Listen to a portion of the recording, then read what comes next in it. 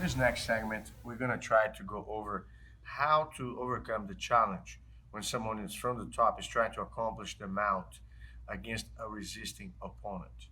And basically, here, my partner has to do two things. Okay.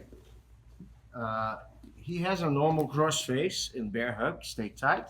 Spread your legs out, toes on the ground. Push your hip against me. Good. The hip connection is the key point. Once his hip is connected, he switches his arm position. One arm goes far over the shoulder, the other one is brought back near the front hip. Okay? Here right now, he rotates his hips and moves slightly towards my shoulder. Now go back to the shoulder a little bit. Yes. And in this process here, control, keep your balance, push your weight towards me. So make sure that you don't get rolled over. You stay in that same position, don't change your leg position. You have to bring the leg that's on the floor close to my hip. So try to touch that knee on my hip and keep your other leg far out. Yes. And the last part, the finishing touch, is to grab the far leg outside over the knee. Yeah, like you cup, yeah, right there, cup the hand and start pulling towards you and move your hip forward and stepping over.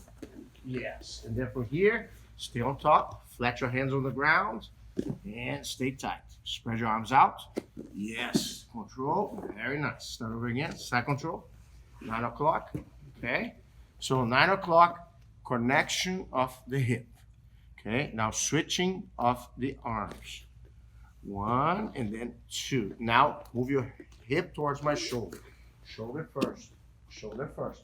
Move your hip towards my shoulder. Far from the hip. Yes. Keep your base. Keep your base. Yes.